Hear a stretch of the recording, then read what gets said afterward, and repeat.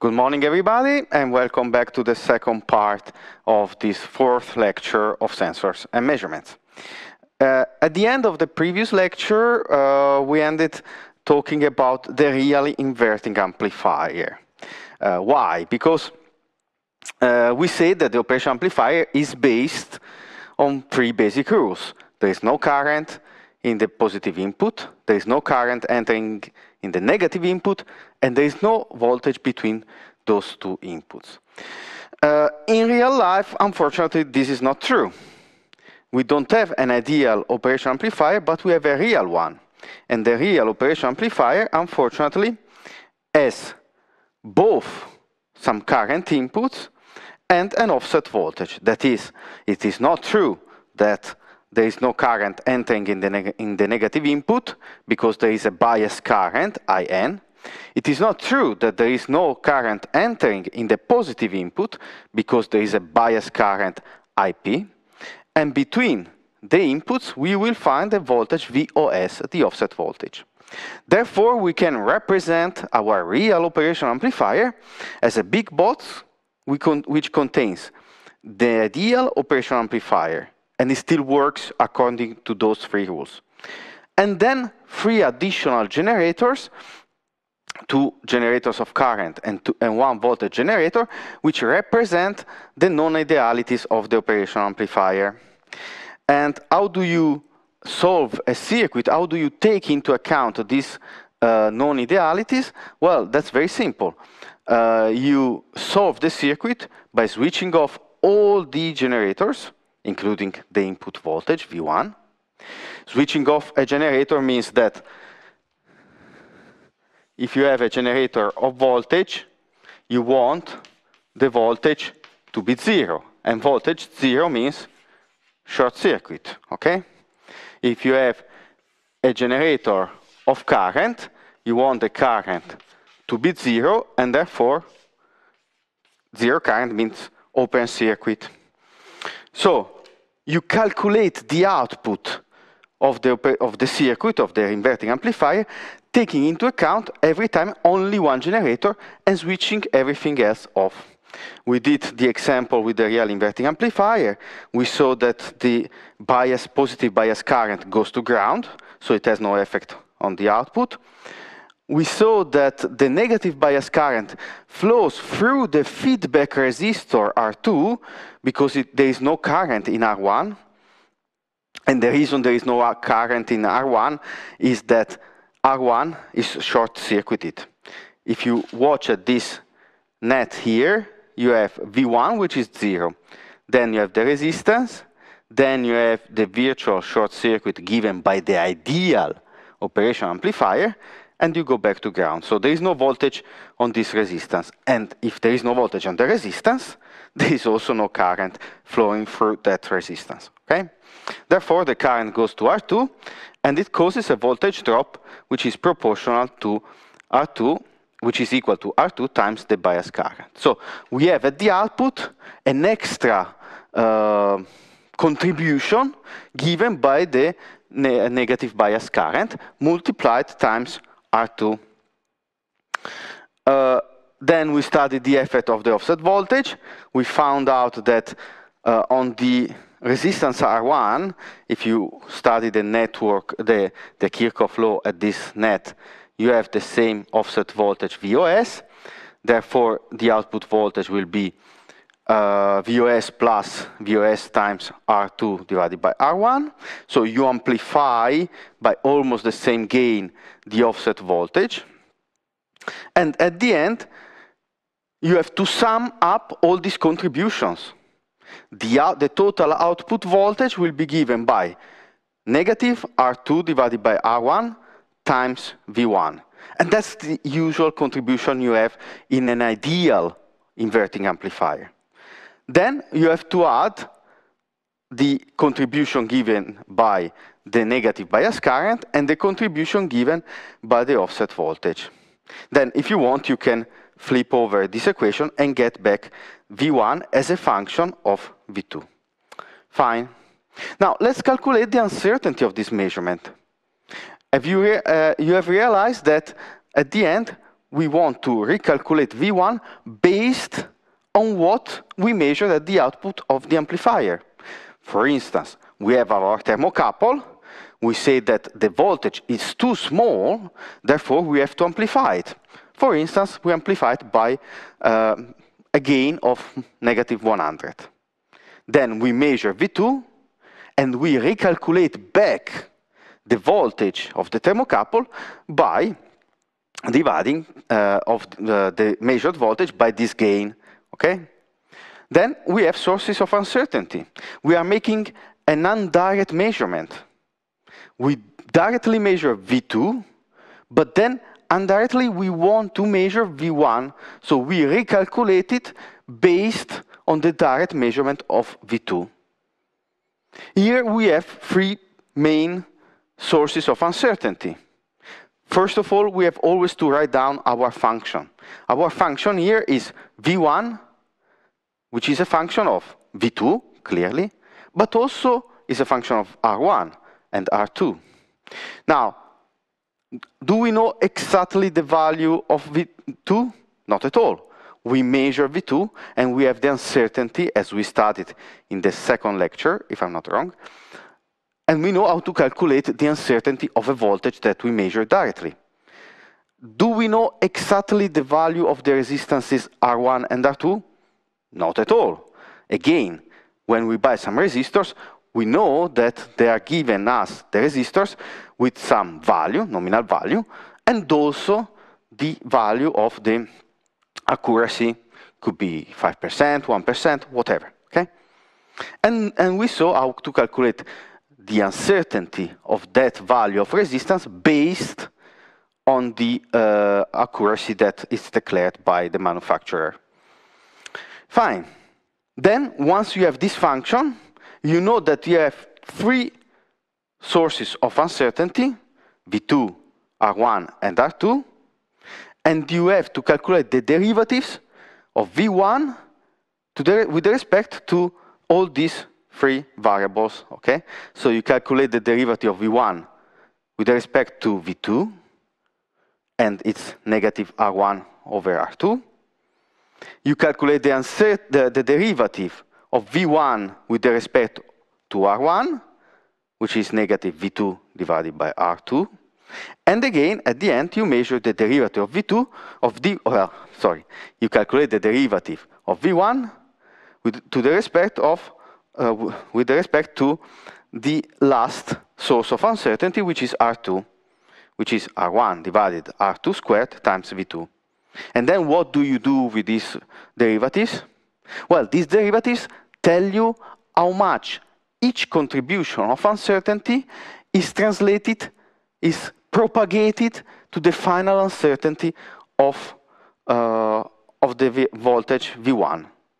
These derivatives tell you how much each uncertainty, the uncertainty of V1, the uncertainty of R1, the uncertainty of V2, my apology, the uncertainty of V2, the uncertainty of R1, and the uncertainty of R2, these derivatives tell you how all these uncertainties are propagated to the final uncertainty of V1, okay? So you take the uncertainty of V2 and you multiply it times the derivative of V1 with respect to V2. Then you take the uncertainty of the resistance 1 and you multiply it times the derivative of V1 with respect of R1. Because this derivative tells you how much the uncertainty of R1 propagates to the final uncertainty of V1. And finally, you multiply the uncertainty of R2 times the derivative of V1 with respect to R2. And then you sum them quadratically. And you get the final, the uncertainty of the indirect measurement of V1 based on the measurement of V2, okay?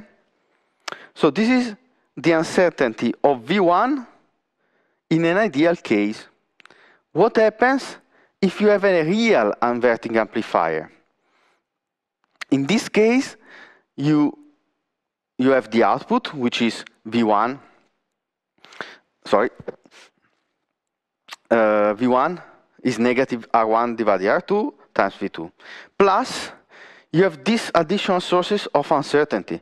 Now, you cannot determine, at least to some extent, the actual value of these contributions.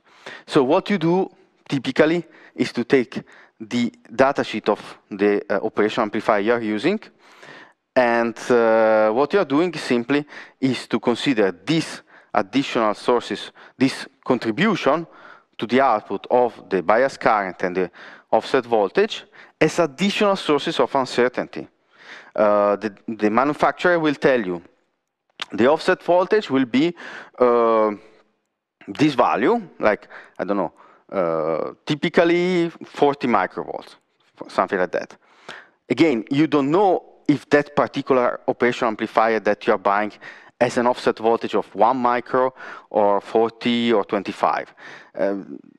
So you don't have a statistic, well, sometimes yes, in the datasheet of the operational amplifier they give you a statistical distribution. But generally speaking, you don't know. So if you don't know any if you don't have any information, you can just assume this value as with a uniform distribution, and then you divide by the square root of 3. Okay? Fine. Now, let's do everything for the real non-inverting amplifier. The game is the same. We take the circuit of the real non-inverting amplifier, and instead of the ideal operational amplifier, we plug a real operational amplifier. And again, we shut down everything, and we study the circuit with only one contribution at a time. So we shut down V1, we shut down VOS, we shut down IN, and we study the effect of the positive bias current. Where does the current go? Well, the current arrives to this node. It cannot enter in the positive input, because again, inside you still have an ideal operational amplifier. Then, well, just to be clear, this is just a model. It's not that inside, if you scratch the plastic and you open inside, there is a real inverting amplifier, okay?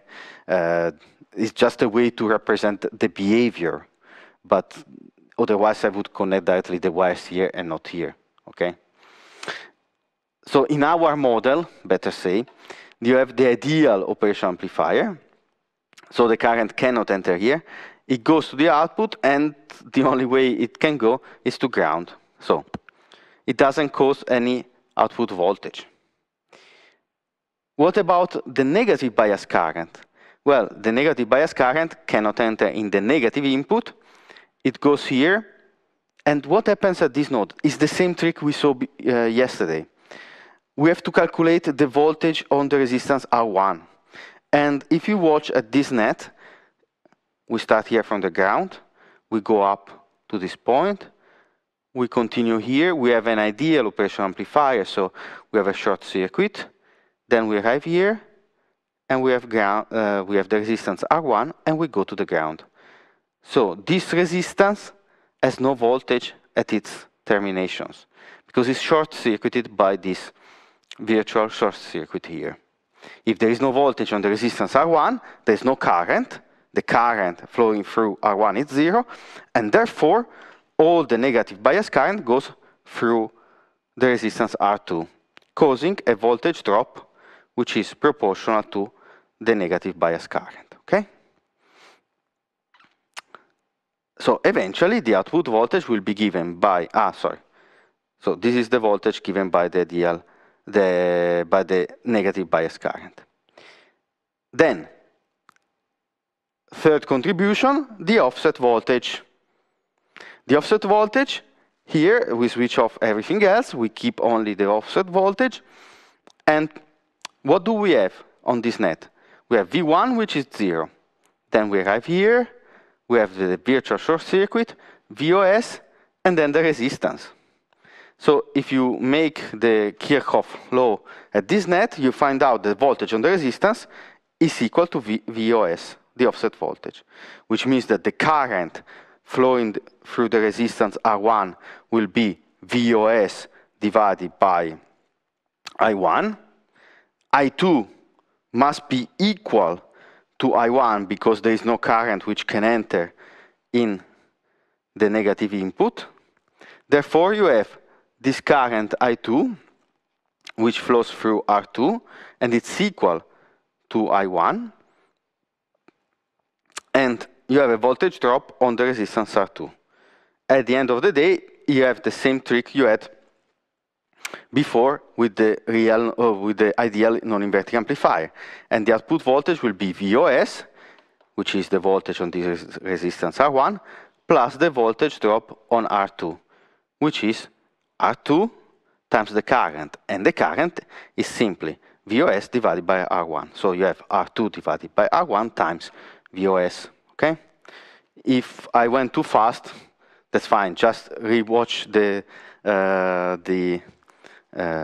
video and you will see that it will make sense. Otherwise, just call me and I will explain it once more. Again, at the end of the day, what we have to do to calculate the output of the real inverting amplifier is to sum up all the components that were given by all the contribution to the output voltage that we calculated for each of these generators. So you have the output given by the contribution of V1, which is the ideal case, V1 times 1 plus R2 divided by R1, plus the contribution given by the negative bias current and the contribution given by the offset voltage. And again, you can recalculate V1 based on the measurement of V2 and knowing also that we have the other contribution of the negative bias current and the offset voltage. Now, it's very important, for instance, the case of the offset voltage. As you saw here, in the inverting amplifier, you amplify the offset voltage by the same gain, almost, of the inverting of the input voltage, okay? So it means that you cannot get rid of this value by increasing the gain. This is a typical technique. If you have some source of noise, you try to make your signal bigger, amplifying it, so that the noise, in comparison, will look smaller. If I have a signal and a noise, and they have the same level, and I increase the signal, well, the noise will count less. It will be almost negligible, okay? If I increase the signal, amplifying it large, with the gain large enough, okay? So whenever you have noise and signal, well, you try to increase the signal, amplifying it, to make the noise negligible, okay? This trick doesn't work here, because if you increase the gain of the amplifier, well, you increase also the offset voltage, because the offset voltage is amplified with almost the same gain of the input voltage of your signal. So this trick doesn't work. So we really need to go down to have a small offset voltage. How do you do it? Well, most of operational amplifiers allow you to null the offset voltage, okay? So you have, for instance, an inverting amplifier. You shut down the input, okay? So you have your input resistance, feedback resistance. You have your thermocouple there, for instance, if you want to amplify a thermocouple. And then what do? You remove the thermocouple, you shut it down. There should be 0 at the input, but then you see a voltage. So what you do is, there are some inputs, you give a potential between typically the pin 1 and 8, and you change the value, typically with some potentiometer, you change the value until you get 0. And Bob's your uncle. There is the offset voltage there, but you shift the output so that it compensates the effect of the offset voltage. And that's fine. The problem is that the offset voltage might drift in time. And once you adjust it, I don't know, 10 years ago, after, 10 years, it might have a different value. So we need really something which automatically adjusts the setting of the offset voltage to dynamically compensate it. In such a way, we always have an operation amplifier which has a very low offset voltage. How do you do it? Well, you don't do it by yourself. There are operation amplifiers which have a system which automatically nulls the offset voltage of the amplifier.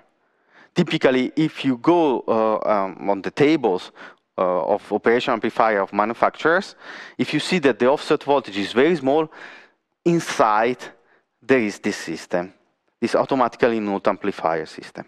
How does it work? Well, you have, first of all, a main operation amplifier, which is the one connected to the output word. At the output, you will still have a positive and negative input here, and an output. Everything else is inside. You cannot access to it. Okay? And this main operation amplifier has an offset voltage. Then you have an auxiliary operation amplifier. How does it work, the system here? First, we start with the position of these switches to A, okay? And in this case, the auxiliary op-amp is short-circuited. So it means that at the output, I will have a voltage proportional to the offset voltage of the auxiliary amplifier, okay? And this output voltage is memorized in the capacitor CA. The purpose of the capacitor CA is only to store the memory of the offset voltage, be careful, of the auxiliary amplifier. So now I know which is the value of the auxiliary amplifier offset voltage, because it's there on the capacitor CA. In the next step, I take this value and I use it to subtract, to regulate the auxiliary amplifier. So to subtract the offset voltage of the auxiliary amplifier from the auxiliary amplifier itself. So the output that I find here at the auxiliary amplifier will be the output of the auxiliary amplifier, which would have without any regulation, minus its own offset voltage. So with this technique, I get the auxiliary amplifier free from its own offset voltage. I remove from the output of the auxiliary operation amplifier the offset voltage that otherwise it would have. And then how do I get an advantage from that? Well, let's see what happens when we switch the switches to B. As I said, I remove the value of the offset voltage from the auxiliary amplifier. And then let's see what I have in the input of the auxiliary amplifier. Let's start here this journey from the positive input. You have the offset voltage of the auxiliary amplifier. Then you continue here and you get the offset voltage of the main amplifier. Then you have virtual short circuit. You go down, you arrive here, and you go back to the auxiliary amplifier. So at the output of the auxiliary amplifier, you would have normally the sum of the two offset voltages. The offset voltage of the main amplifier in series with the offset voltage of the auxiliary amplifier. But if you remember, I subtracted the offset voltage of the auxiliary amplifier. At the output, I would have the green and red offset voltages. But I removed the red one by memorizing its value before on CA, and then using this value to subtract, to make a regulation in the second step. Okay? So if I have the series of the green and red offset voltage, and I remove the red, I get only the green one at the output. And I memorize this value on the capacitor CB. Okay? So the capacitor CB memorizes the output of the auxiliary amplifier in the second step, when I get at the output only the green offset voltage. That is the offset voltage of the main operation amplifier. So, in this case, I have a capacitor CB which memorizes the offset voltage of the main operation amplifier. And I use this value, again, to make a regulation of the main operation amplifier. Now, you can connect whatever you want at the output here. You can use this operation amplifier to build an inverting amplifier, a non-inverting amplifier, whatever you want, fine? And the output will be free from the offset voltage. Why? Because constantly we remove the offset voltage by measuring it, storing it on the CB capacitor, and subtracting it from the output, okay? Now, somebody might ask, fine, but why don't we simply do the same trick for the auxiliary amplifier directly on the main amplifier? Why don't we switch, why don't we short here the inputs and then measure on the capacitor CB the value of the operation amplifier, of the main operation amplifier offset? Why we need an auxiliary amplifier at all? Well, because if you switch the inputs, then it doesn't work for the external circuit. For that moment when you flip, when you close the circuit, when you close the inputs, then the main operation amplifier wouldn't work for the purpose you need it to, which is to, I don't know, making an inverting amplifier, non-inverting amplifier, voltage follower, whatever you want, okay? So the auxiliary amplifier is necessary because you cannot make this trick directly on the main operation amplifier, okay? As a matter of fact, if you watch the main operation amplifier, in both steps of this procedure still works as usual. Simply, it will create an output which will be free from the voltage, from the offset voltage, which is memorized in CB. Okay. So periodically, you flip these switches to the position from the position A to the position B and backwards to keep the value of the offset memorized on CB and on the capacitor CB, and then subtract it from the output. This is done periodically. You periodically flip these switches. So even if the offset voltage of the main amplifier and the offset voltage of the auxiliary amplifier drift in time, this procedure is continuously nulling the offset even if they change in time.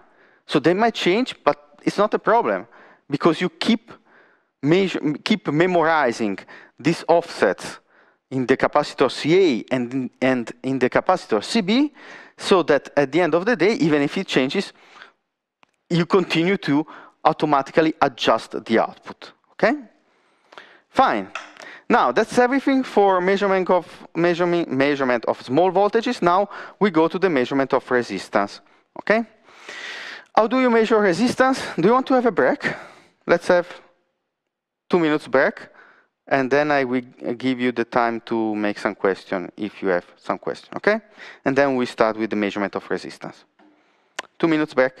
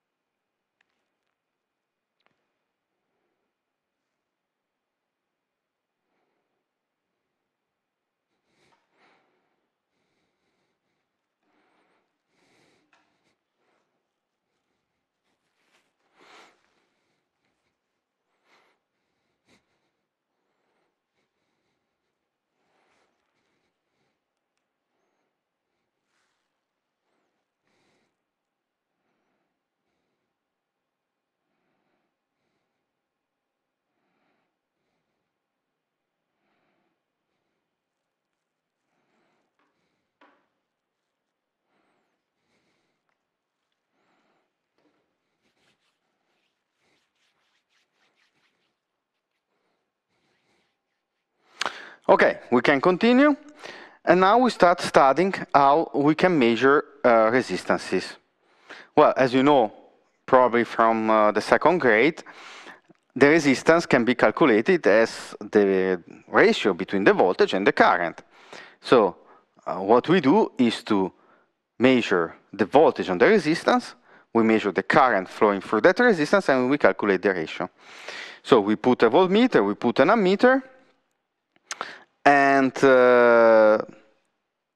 again we have a measurement which is not direct. We measure the current, we measure the voltage, and then indirectly we measure the resistance. Therefore, you have a function, resistance, which is I apologize.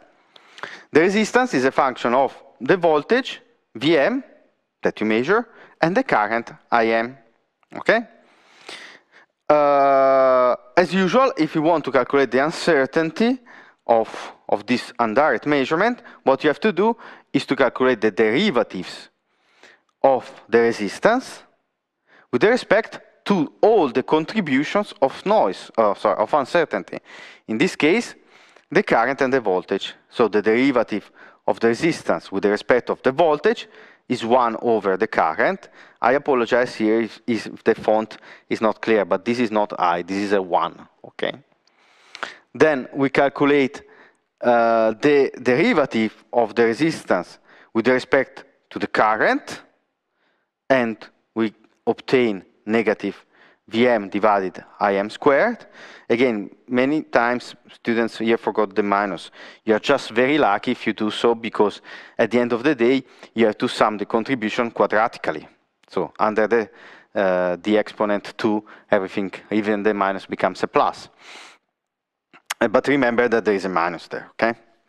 So you take the uncertainty of the voltage Vm, and you multiply it times that coefficient, which tells you how much it has influence on the final uncertainty of the resistance.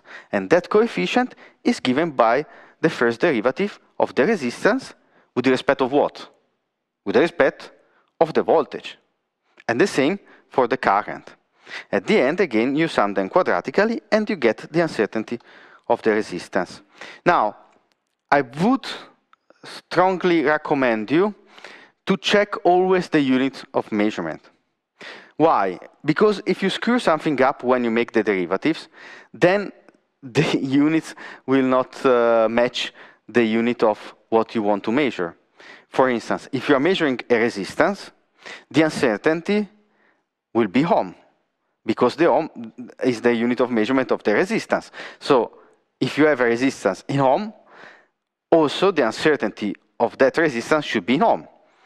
So what you have to do when you calculate the uncertainty of the resistance is to write down your formula, calculate all the derivatives, and then check if you obtain really ohm. Like in this case, we have 1 over I, so 1 over amperes, times a voltage. The uncertainty of a voltmeter is measured in voltage, in volts. So you have 1 over amperes times volts, which is ohm. Then you have a voltage divided by current squared. So you have a volt divided by amperes squared times amperes. So at the end of the day, you get again ohms. Then you have ohm squared plus ohm squared is ohm squared. Under the square root, you obtain ohms again, and everything is hunky-dory.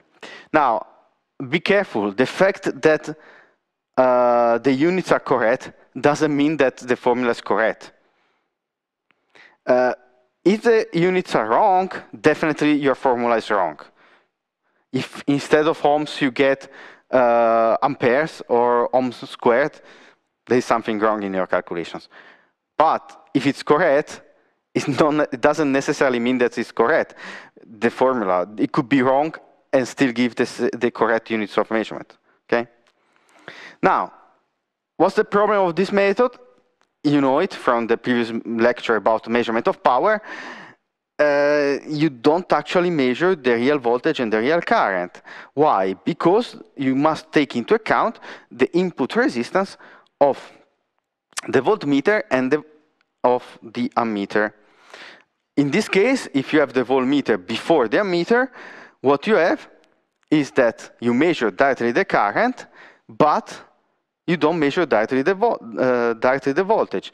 The voltage that you measure, Vm, is the voltage drop on the resistance, R, that you want to measure, plus the resistance of the ammeter, which means that from the total resistance that you measure, you must subtract the resistance of the ammeter, Ri. Okay, so you take the ratio of Vm divided by Im, but then you must remember that that is not the resistance that you are measuring, it's the resistance R that you want to measure plus the resistance of the ammeter in series. Therefore, you must remember to subtract it. Okay? And again, you can do the opposite. You can move the voltmeter closer to the resistance, but in that case, you are measuring the parallel of two resistances. The resistance that you want to measure, R, and the resistance of the voltmeter. So you have to subtract from this parallel the effect of the resistance RV. Okay? Everything is like the measurement of the power because that's the very same thing. When you measure the power, you measure the current and the voltage and you multiply them. Here, you measure again the voltage and the current, but you divide them. So at the end of the day, you have the same problem. Okay? What if you want to measure a very low resistance? Let's say that you want to measure 0.5 ohms. Okay? It happens. Sometimes you need to measure a very low resistance. And you have to connect this resistance to your multimeter. Okay, you have your multimeter, you have the cable, the knobs where you, the holes where you have to connect your resistance, and you need some cables. And the cables have some resistance themselves. You don't arrive to the multimeters without some cables. The electrons do not flow on the wings of God. You need some cable to connect the resistance to the multimeter. And these cables have a resistance. It might be small, let's say with 0.1 ohm. And in most cases, you can neglect it. If you are measuring a resistance, I don't know, 100 kilo ohms, who cares if you have 0.1 ohm cables? Well, but if you want to measure a very small resistance, for instance, 0.5 ohms, well, that 0.1 ohms of the cables do matter. Okay? In this case, what you measure is not the resistance 0.5 ohms that you want to measure. You measure the series of 0.5 ohms plus the resistances of the cables. So in this case, you have 2 times 0.1 ohm, which is 0.2 ohms. So you add a non-negligible value of the resistance to the total resistance that you want to measure. What's the solution here? We use the 4-wire method. What's the trick here? In this case, I have the voltmeter which measures the voltage here, okay? So if I have here a source which generates the current, okay? Here I have the voltmeter, and then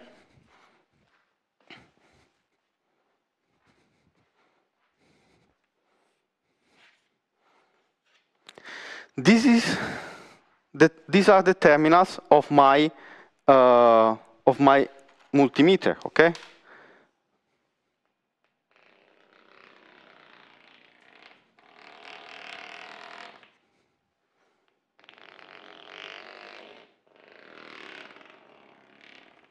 This is my multimeter.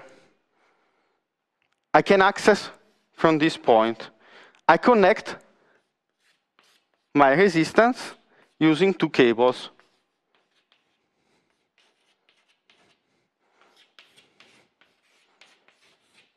This is the resistance that I want to measure, okay? Now, clearly, I measure these three resistances in series. So the trick is, okay, how can I skip measuring this resistance of the cable and this resistance of the cable? Well, instead of connecting the voltmeter here, I connect it here. If I connect it here, then I skip these two resistances, okay? So I add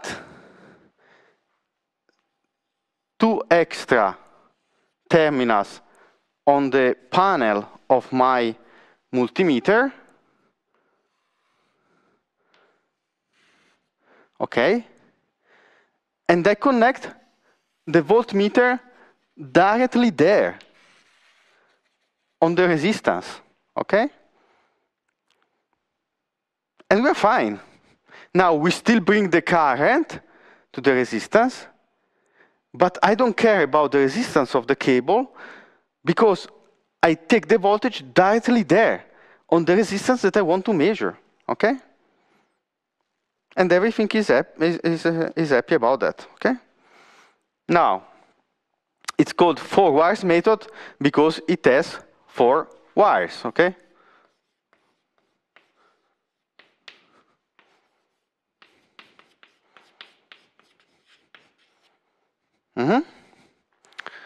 What's missing here?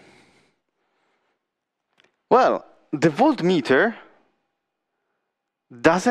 it cannot be connected to the resistance with ideal cables. Also, the cables connecting the voltmeter to the resistance have their own resistance, okay? So, also here we have some resistance of the cables, right? So let me understand. Have I done something completely useless? Because, okay, I skip these 2 resistances, 1 and 2, but again I have these 2 resistances. So I just doubled the price for the cables and I got no advantage, right? Or not? Do I have an advantage here?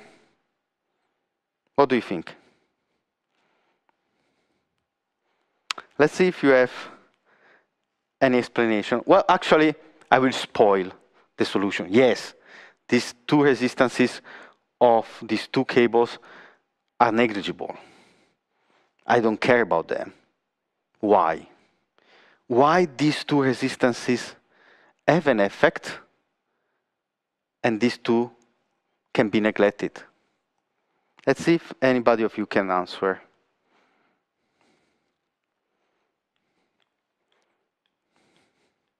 Should I promise some points to get answers? I don't know. But this is a very easy question, so. Let's see if somebody can answer. Maybe if you want to avoid typing, which takes time, and you want to speak, you can unmute your microphone and you can speak directly. Being aware that your voice will be recorded. Okay? Let's see.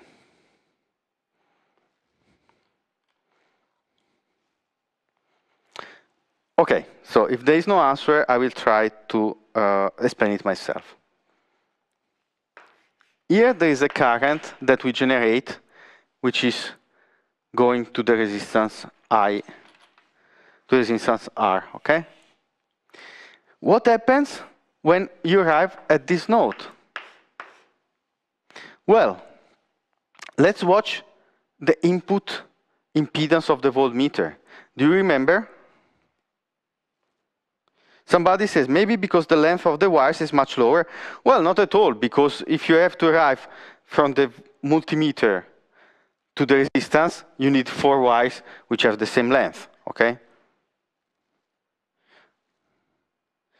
So no, it's not that the reason, because If your resistance is there, and my multimeter is here, I have, I don't know, 3 meters of distance, 4 meters, and it's the same 4 meters for the cables which bring the current and for the cables which go there to measure the voltage, okay? So that's not the reason. The reason, if nobody wants to answer me why, okay? The reason is that here, this current, when it arrives at the node, has to decide where to go. Now, here we have a resistance, we say, at 0.5 ohms, okay? And here we have a voltmeter. So do you remember the voltmeter? We say that has an input resistance, which is very large. Ideally infinite. Well, of course, it's not infinite, but it's very large. Mega ohms. Okay? You can assume it to be very, very large. And on the other side, you have some resistance which is very small, which is the reason why we are using this method, right? Is to measure very low resistances. So where do you think the current goes? Well, basically, all the current goes here. And the current which flows through this resistance of the voltmeter's cable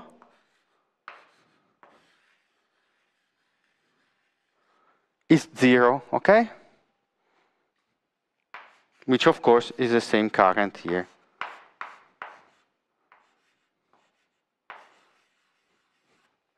Is almost 0. And what happens if you have a current which is almost 0? Well, the voltage V prime, let's call it, and V double prime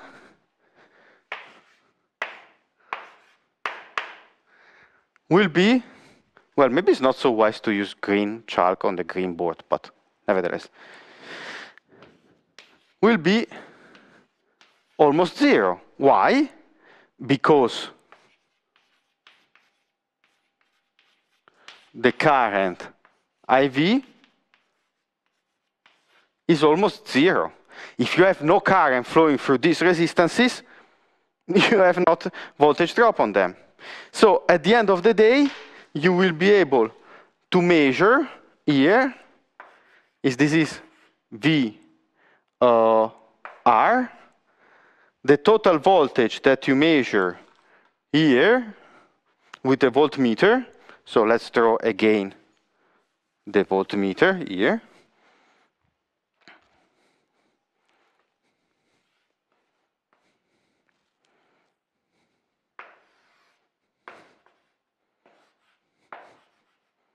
So the total voltage that you measure with the voltmeter will be V prime plus V double prime plus VR. But you know that the voltage V prime and V double prime on the two resistances is 0. Okay? So you're left with the voltage on the resistance, which is given by I times the resistance 0.5 ohms that you want to measure. So you don't take into account these two resistances because the voltage drop on them is basically 0. Okay? And therefore, in the measured voltage, their effect will disappear. Okay?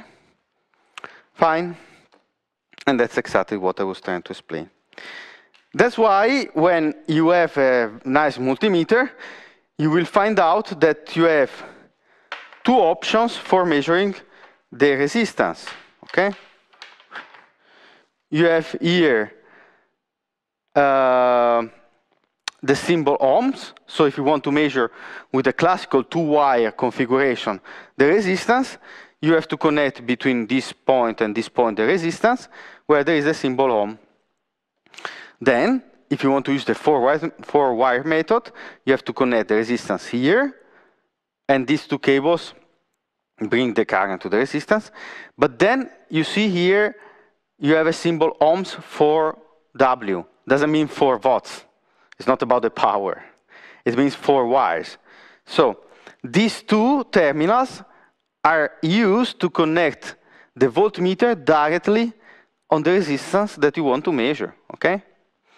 So if you want to use the 4-wire method, you have to use all these 4 terminals, connecting them, 2 for the current and 2 for the voltage, okay? There are these 4, 1, 2, 3, 4 terminals, okay? These 2 are these 2, 1 and 2, and the terminals of the voltage are this one, okay? Of course, don't forget that you have to press also the button 4 wires, otherwise, even if you connect them, it doesn't know that you want to measure with the 4-wire method, and it's useless. So you have to select also the function on the panel, okay? Now, what if the resistance is very, very low, okay? In that case, if you want to obtain a voltage large enough to be properly measured, you need to inject a large current. And large current is something that is not very easy to measure. So you don't want to measure directly that current. You want another method, which is comparison method. What does it mean? I take 2 values of resistance and I put them in series. One value of the resistance is what we want to measure, R. And then I put in series to that another resistor, Rn, whose value is very well known. It's a standard. I know very well the value of that resistance. Then I measure the voltage drop on both of them, and I recalculate R as the ratio of the 2 voltages times the resistance Rn, okay? For instance, if I have the same current which flows through both resistances, and I know it because if you forget for a moment the very small current which flows to the voltmeters, you can consider them ideally in series, so they share the same current. There is no doubt about that. The current goes from one resistance to the other. Then, if one resistance has double the voltage drop on its terminals, then it means that the resistance is twice as big as the other, okay? So by calculating the ratio of the voltages that you measure, you can calculate how larger or how smaller is the resistance R that you want to measure compared to the known value of the resistance Rn. What's the advantage is that you don't have to measure the current, okay? So you don't have to directly measure a current which might be very large. In this case, the sources of uncertainty are definitely the 2 directly measured values of voltage and the value of the resistance, the standard resistance. What is a standard resistor? There are different values. There are the primary and secondary standards. Primary standards are those based on a physical effect which gives you the value of the resistance by definition. Secondary standards are some, let's say, lower level standards which are derived, and for instance, they are based on wires, on plates of alloys, and you know very well you can calibrate them, the value of these standards. Typically, you manufacture these standards with materials based on alloys whose resistance doesn't change much in temperature, okay? Definitely you're not going to use copper, for instance, because copper does change quite a lot when the temperature changes. I mean, the resistance of copper changes a lot with temperature. You're not going to use platinum, for instance. You use other alloys. There are some specific alloys which are very constant in temperature, okay? So for instance, you use the standards. This is a standard I just have there on my desk taking dusts. This is a very large accuracy, 0.01%. Wow.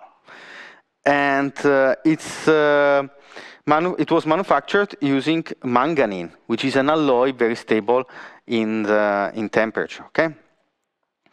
Notice that the terminals have both terminals. This is one, and then we have another. They have 2 points of connection. Why?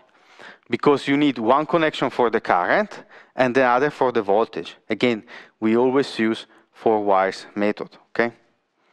So it's very well defined, this resistance, but it's well defined if you consider the current entering one point and the voltage from another point. Take into account the same problem I have here for the resistance of the cables applies for the resistance of the terminals.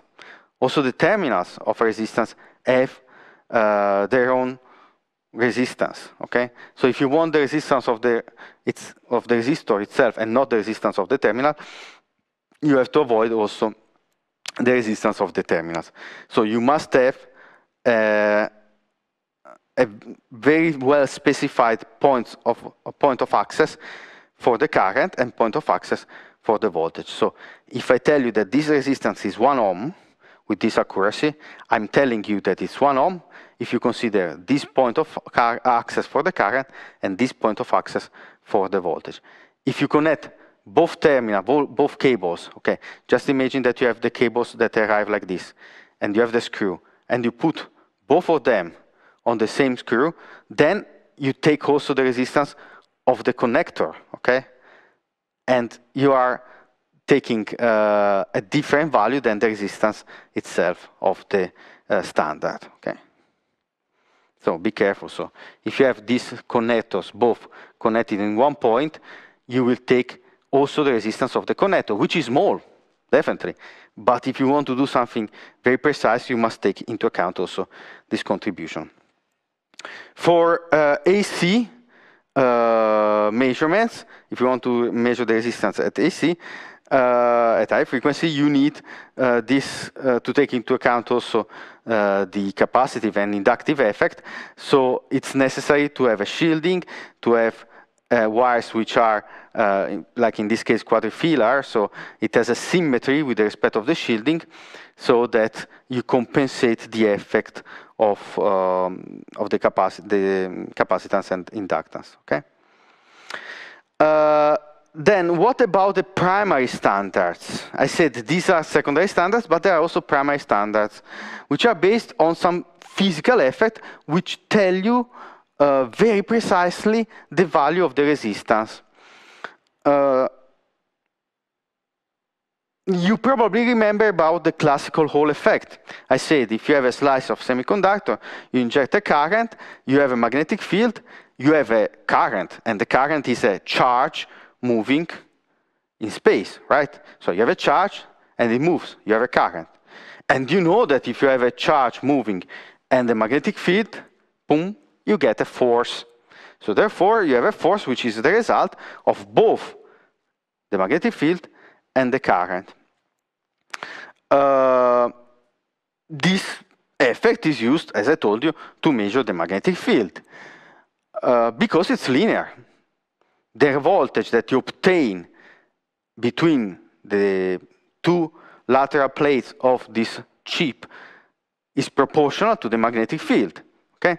So you can even define a whole resistance.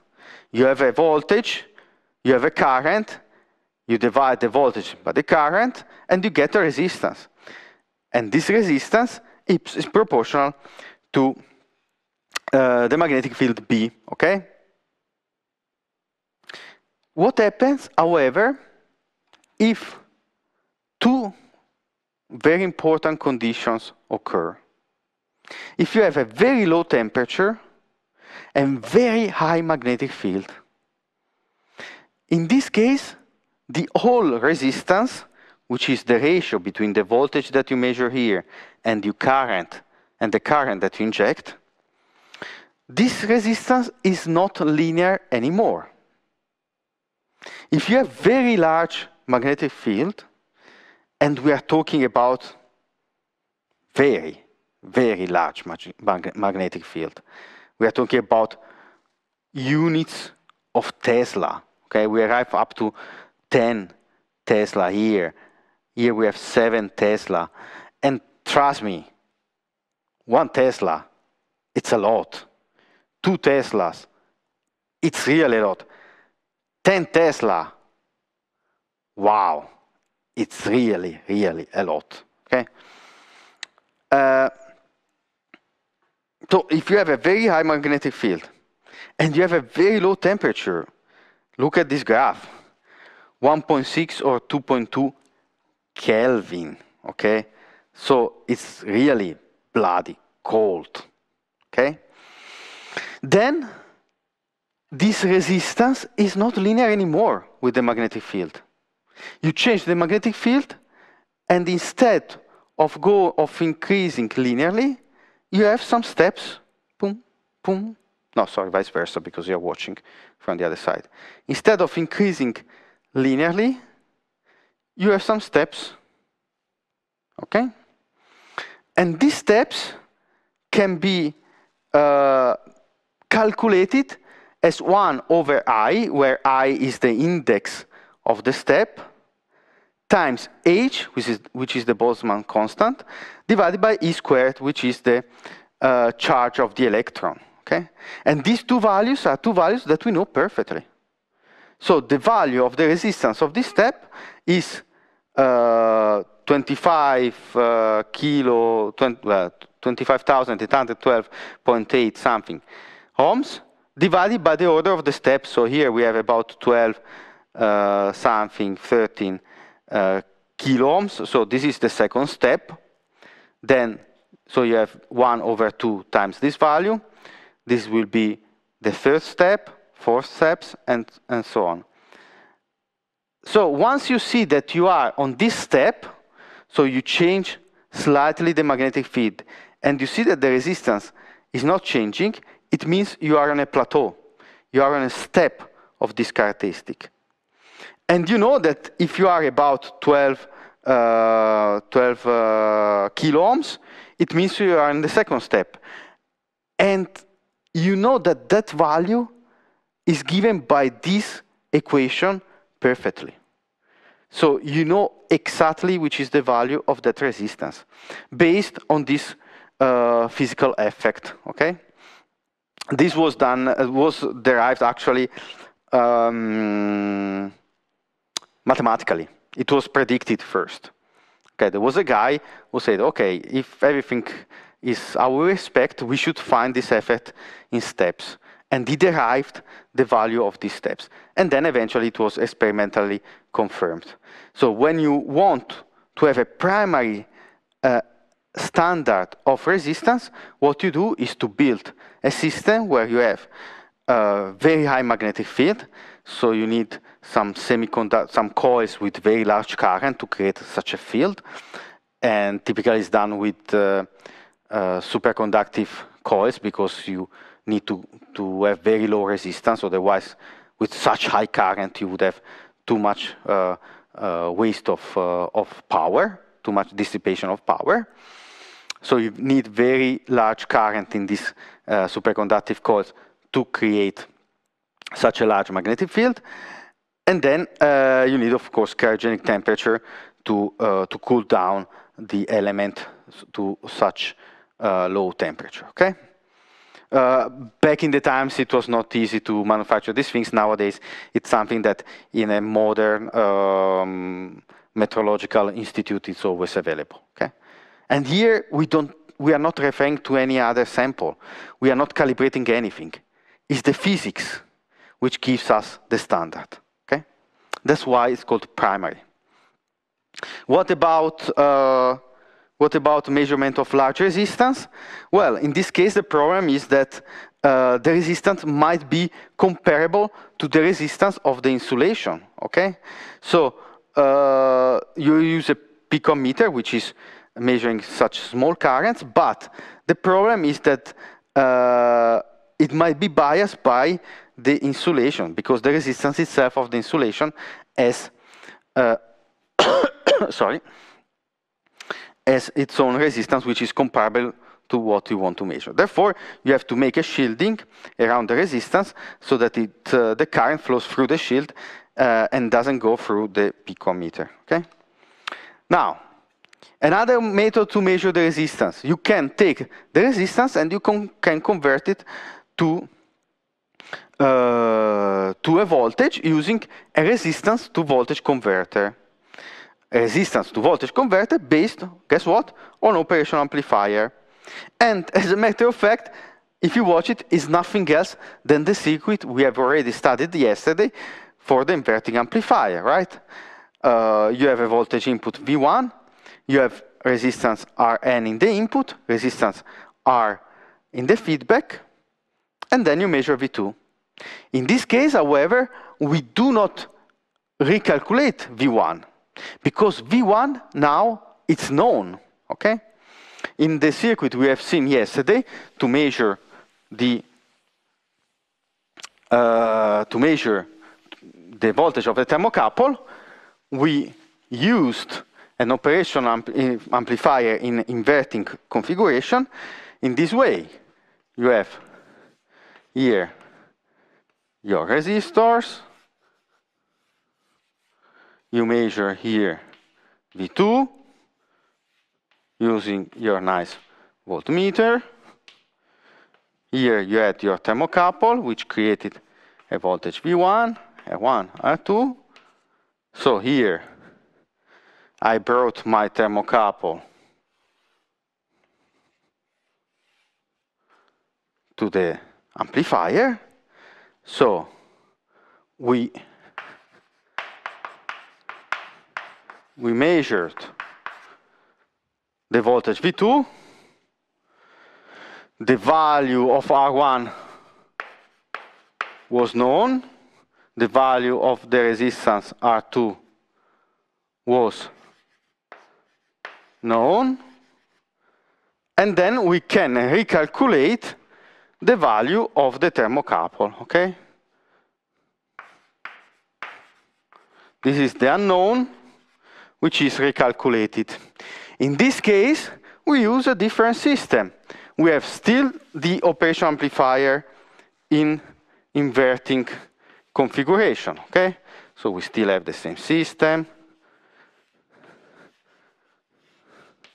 We still measure the voltage V2, okay?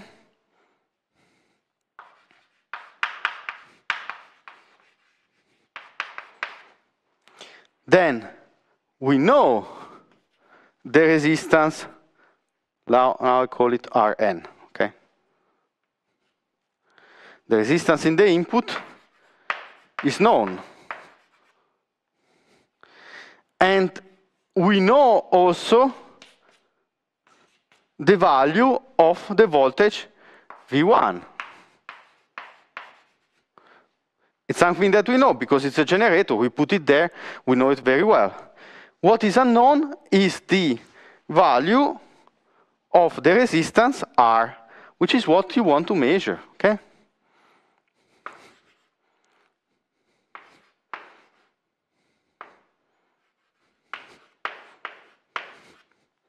Okay?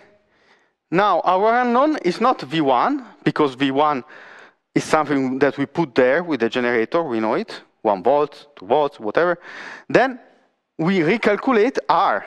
So we measure V2, and we recalculate R. So R in this case is negative. V2 divided by V1 times Rn, which is proportional to V2. Question of the day. Why do I put the unknown resistance here and not here? The output voltage V2 will change even if you put the unknown resistance here and the known resistance here. So, is the choice arbitrary? Well, of course, I can put it here and then measure the voltage V2 changing as well. That's not the same. I put it here for a specific reason. And you have to find out, why, okay? Fine. So I will add also this question to the next assignment. I still have to make the PDF for yesterday assignment, okay? And again, if you want to calculate the uncertainty, you make all your derivatives and you're fine. I will not go through the calculation of these derivatives. Now, what if the resistance is very low? Well, you cannot feed directly with the operation amplifier the current, so you use this circuit that maybe I won't have much time to explain now, so I will add it to the list of things that once upon the time I will have to, by the end of the semester, to explain. Basically, what you're doing is, with the operation amplifier, is to apply the voltage input V1 to this resistor, because here you have a short circuit. So the output of the operation amplifier will pilot this transistor so that it will produce a current through the resistance R, and it will take the current not from the operation amplifier, but it will take it from an external source of voltage which can provide such a large current, okay? The operation amplifier typically cannot provide large current. So I use it together with the transistor, which can provide that large current from a source, and I use the operation amplifier to pilot the base of this transistor in order to give the current, okay? Fine.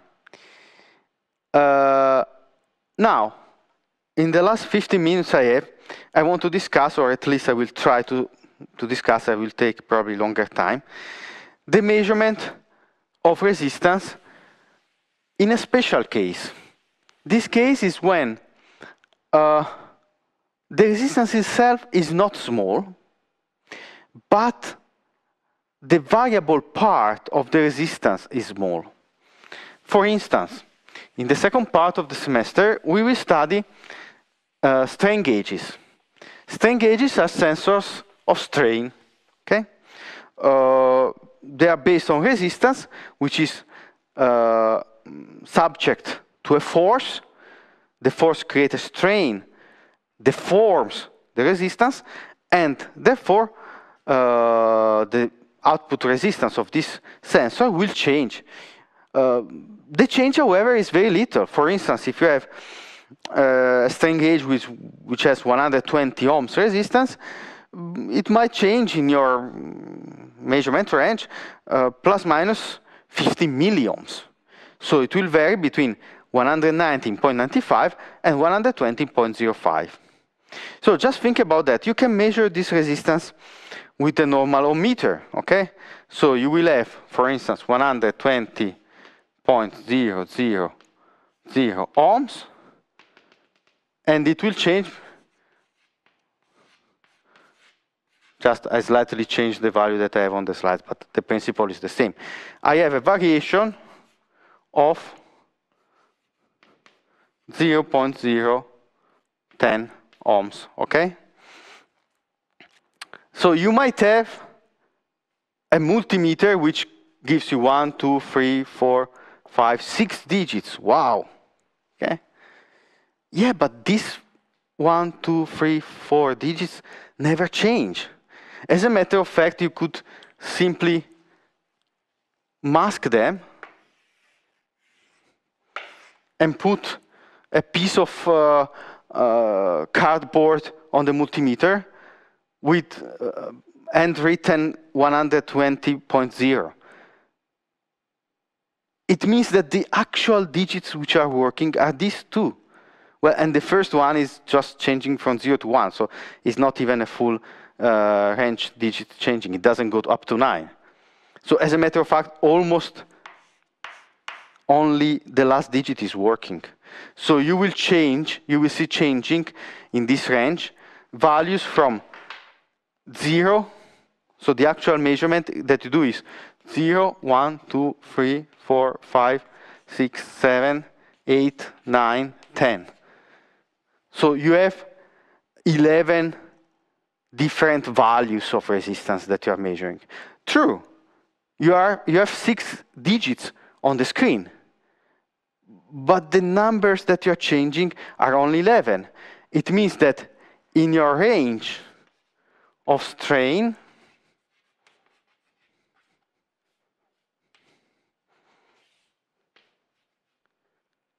your resistance changes of only 11 values, which is not that much.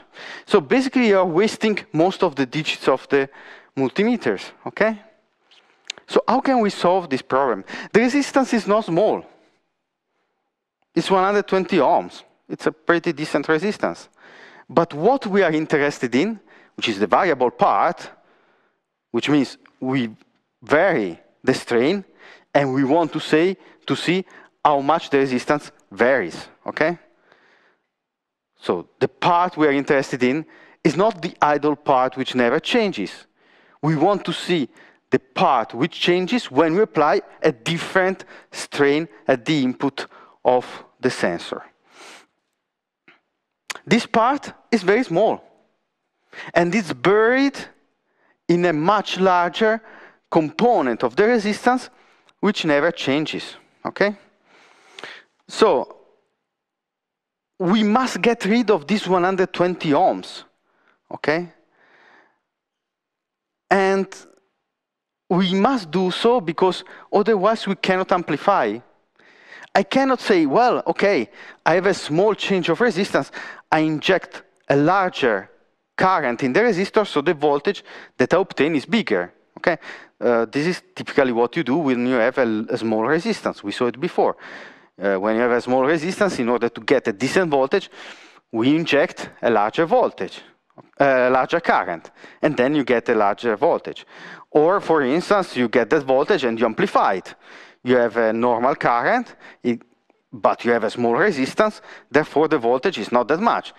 So what you do, you take the voltage and you amplify it. In this case, you cannot do it, because if you amplify this part, the small part you are interested in, you amplify also this part, which will definitely saturate your instrument, okay?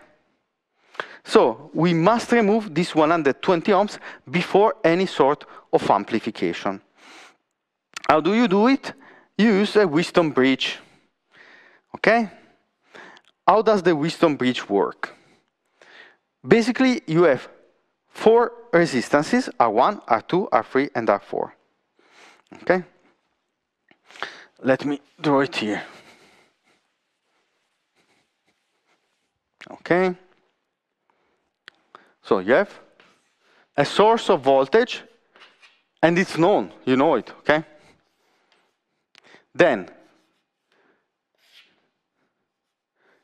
you have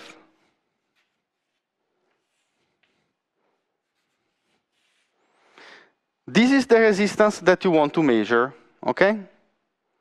So is the resistance, let's call it SG, the resistance of the strain gauge, which is 100, so the resistance of the strain gauge is 120 ohms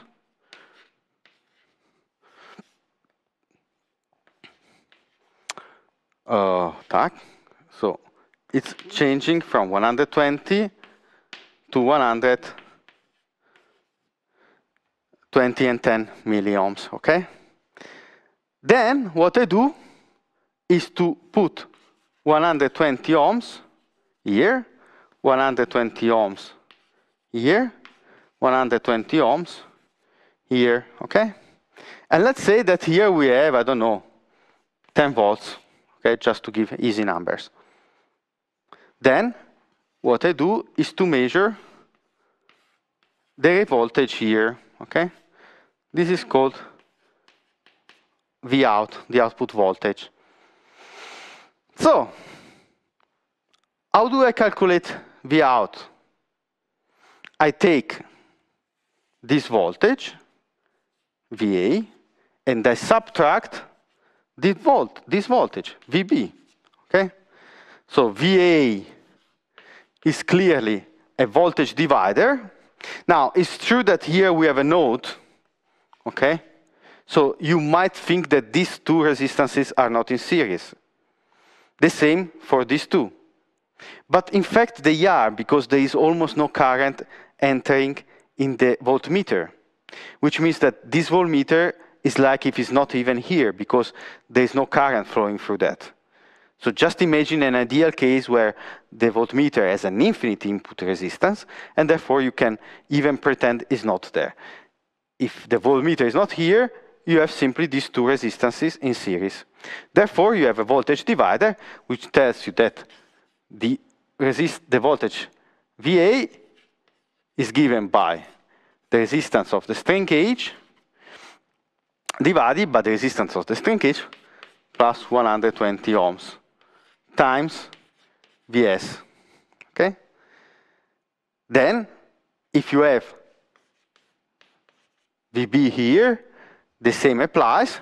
In this case, it's easy because you have 120 ohms divided by 120 ohms plus 120 ohms times Vs, which means that you have always 5 volts there.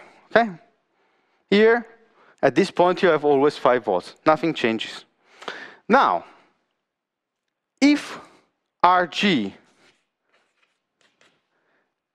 is 120.000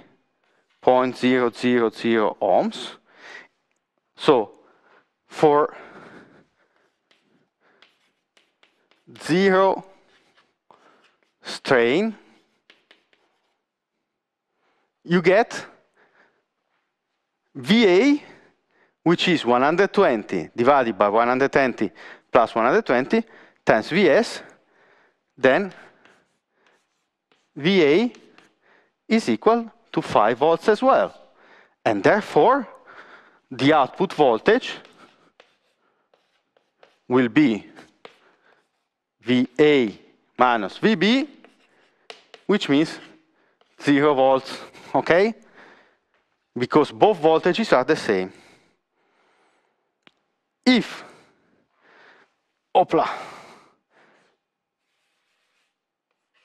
Rg is 120.010 ohms, then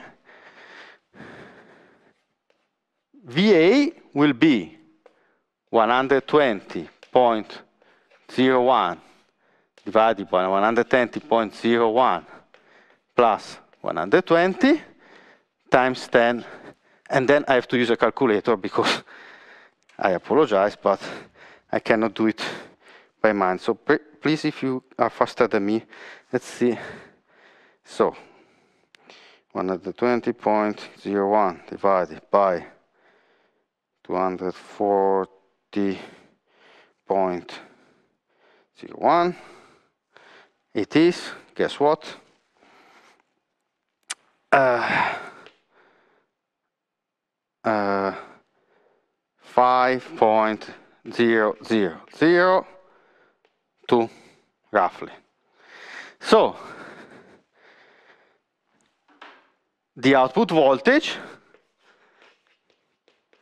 will be 5.0002 minus 5, 0.0002 volts, okay? So, for 0 strain, I get 120 ohms. Here, 5 volts on this leg and 5 volts on this leg give an output voltage of 0 volt, okay? If I have maximum strain, I get 100.01 ohms.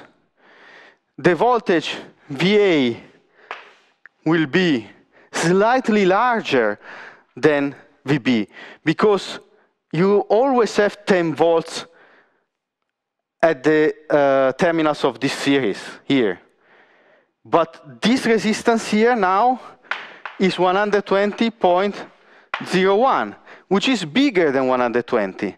So we have a voltage drop VA on this resistance, which is slightly larger than this resistance here, than the voltage on this resistance, okay? Therefore, in this case, you have an output voltage which is 0.0002 volts, okay? And do you understand what's going on now? Now you have a voltage which changes from 0 to 0.2 millivolts. And this is something you can amplify, okay? You have a small variation of voltage around 0. So there is not that large idle value which prevented you to use amplification. Using this system, basically, we subtracted a constant voltage which didn't allow us to use amplification. Now you have a value of voltage which is between 0 and 200 microvolts, and that's fine, amplify it 1,000 times, and everybody's happy, okay? You cannot amplify it if this variation of 200 microvolts is here buried inside a 5 volts idle state, because you amplify the 200 micro, but you amplify also the 5 volts. And if you amplify the 5 volts 1,000 times, you get to 5 kilo ohms. Good luck with that, okay?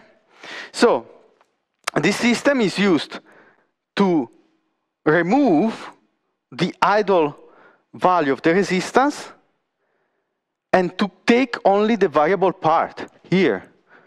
And you get then, so here this voltage can then be amplified as much as you want, okay? Well, not really, because there's some limit to that. And that's it, the blah, blah, blah. Here there's other stuff to mention, but I don't have time anymore. So that's everything for today. Enjoy your weekend, and as usual, keep safe. Bye-bye.